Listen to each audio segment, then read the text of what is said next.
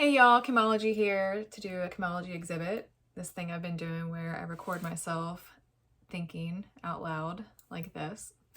I consider myself a writer and have mostly written my thoughts, and I am practicing getting better at expressing in this way. And so these videos are not scripted, not edited, and are really just me on the fly on whatever is going on for me or something somebody has asked me to cover. And today's topic, I want to talk about my dog. I have previously, I think most of the topics up to now have been context for why I'm doing this, how it started, as well as mostly like isms, whether it's I consider it a chemism or it's someone else's thing, or frameworks and things that I debunk or challenge that are common phrases in our language. And today, I suppose it feels like this is a bit of a different topic, unlike those previous topics. And that's part of this whole thing, right? Like, what to talk about? What do I want to talk about? What do I want to share about? And quick side note, yesterday I was hiking and thinking, and that's often one of the times that I think a lot. Not that I don't think a lot all the time. I guess we're gonna do this on the road because my cat is yelling. He actually rings the bell when he wants to go out. Go ahead, Moose. You wanna go outside? See, I'm not gonna edit this out. And I've also been trying not to say So topic dog. Oh, and the tangent about yesterday. So about myself, I've been doing this sharing on social media for a long time. A lot of vague stuff. This, long time, how long is long time, stuff like that is stuff that I like challenge and try to work out and be more specific and clear. I think that language and communication clarity is really important to me. And so I've been doing this for a long time, and I've always, another vague term, had a hard time with what to call myself. I have tried on a number of things and resisted most things, and yesterday I was like, maybe just go with that. If you go back to a previous exhibit, which I'll link in the notes, one of my first recordings was, maybe I can just be the thing. I have been so long obsessed about the thing, like what's my thing, and thinking I need to find a niche, and do I call it niche or niche? I don't know.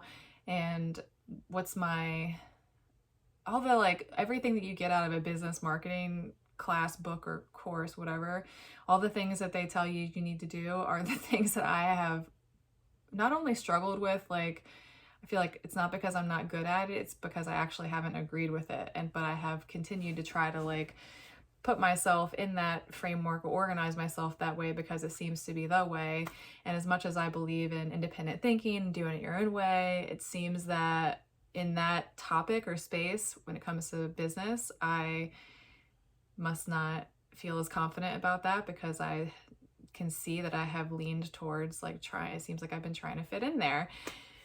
And this is trying to take on not doing that and shifting my orientation and perspective about that. So all that to say, yesterday I was like, maybe you'll just call yourself a content creator. As much as you have resisted that and wanted to call yourself something else and even come up with different words for what you are.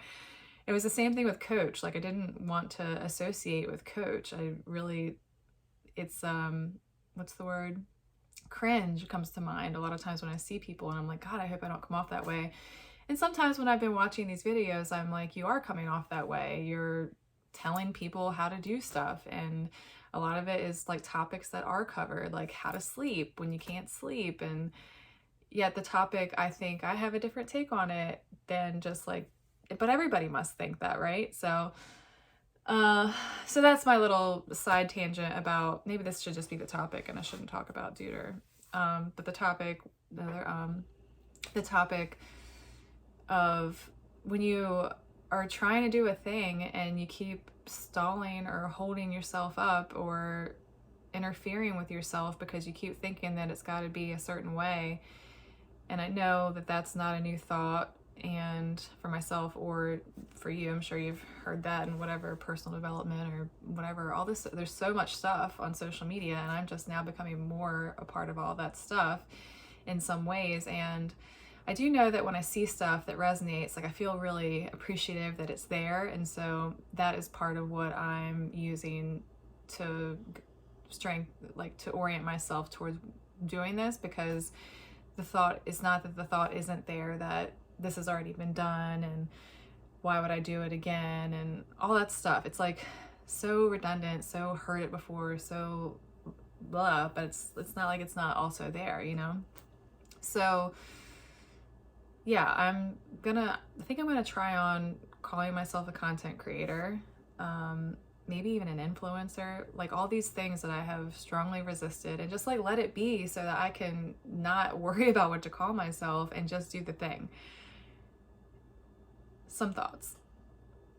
Vulnerable thoughts too, because this feels messy and like that's not the stuff that people want to hear about, and maybe you shouldn't share about that. So, but that's also part of the point, is sharing that stuff. And okay, so that's that. And then, so what I thought I was going to talk about was Dooder. I have been sharing about Dooder for as long as Dooder has been Dooder, and there have been times in my life where I have shared and people referred to him as like my partner. Like I didn't have a boyfriend at the time, and I think people thought like that Dooder was my boyfriend. And he has been a big part, you know, like if you've been following along for a while, you might be a Dooder fan as much as you are a Kim fan, or maybe you're a bigger Dooder fan than you are a Kimology fan. That's cool too. And the idea, or the point is that he's really been a big part of my life. And he was getting older, and he's been in that stage of old dog stage, or this is part of what I want to talk about, is like how to say the things, because one way that I have noticed myself feeling to say it is dying dog references. And I often think that I do say things more harshly than is commonly palatable. Like when my dad died, I say, my dad's dead, the day that my dad died, like not the day I lost my father or the day he passed. Like none of that ever felt right. I mean, in my head, the day that he died, I was like, my dad's dead. He's dead. He just died. He's dead. My dad's dead.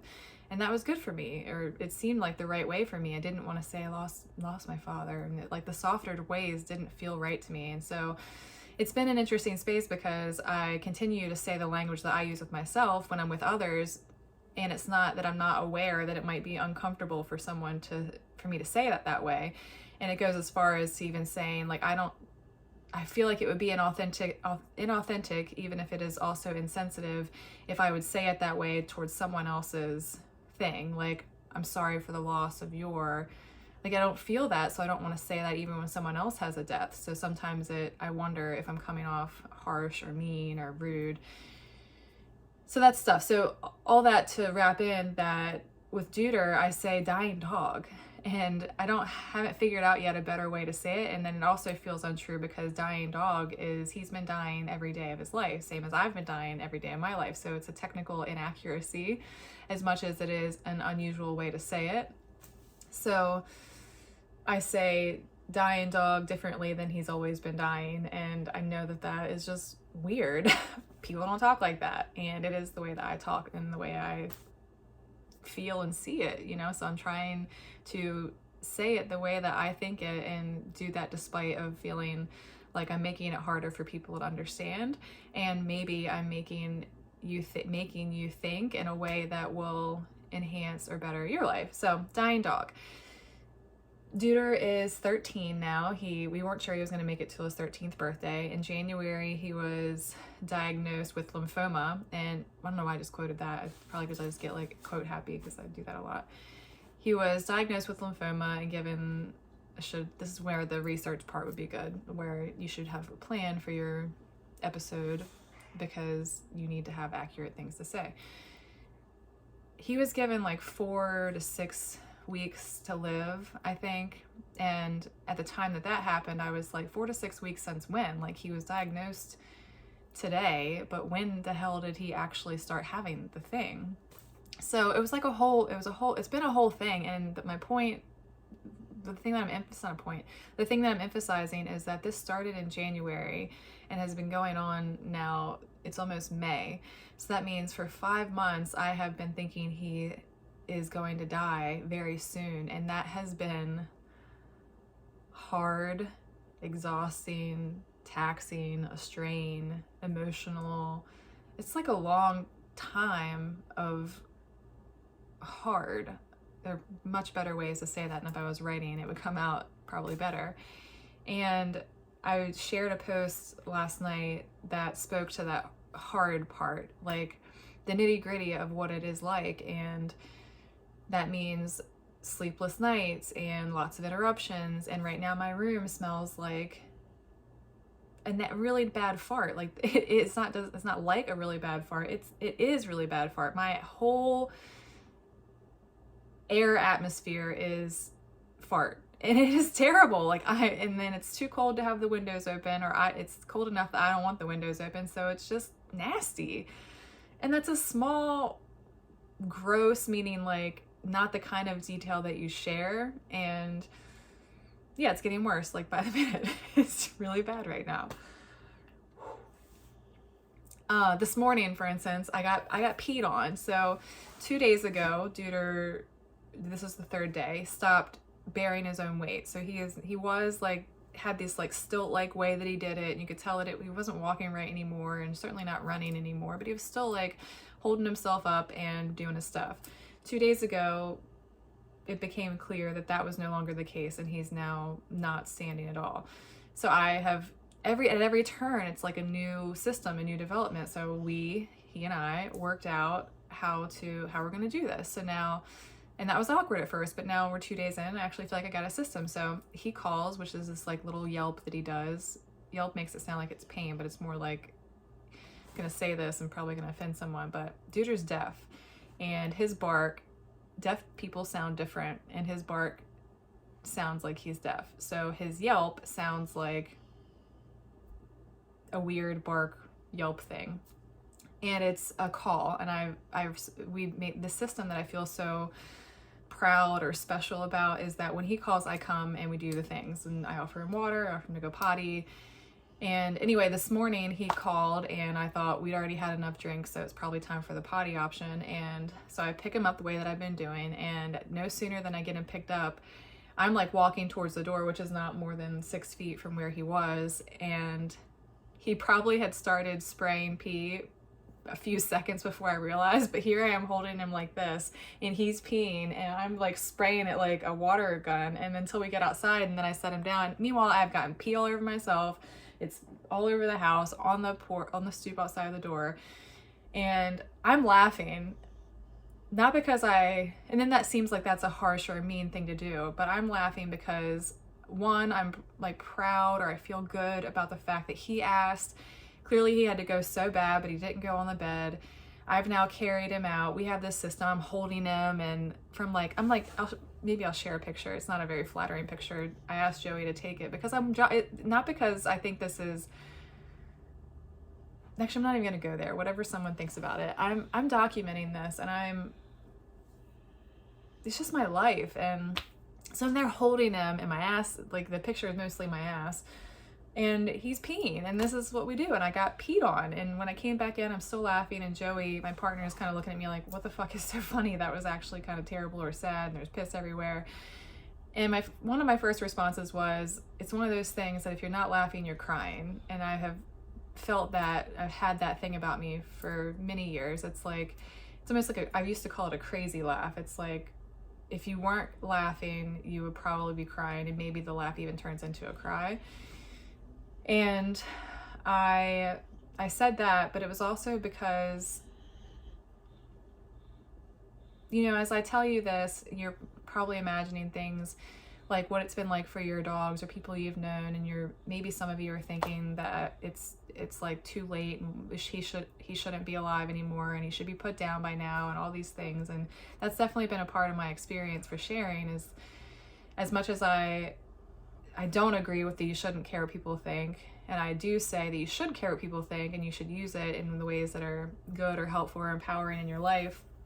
And so I do care. I don't say you shouldn't care. And it's also been it's just been a part of the whole experience. So here I was thinking, you know, this whole experience this morning, and I did write about it last night, and I hadn't videoed about it, so I thought maybe I would just talk about that and what it's been like.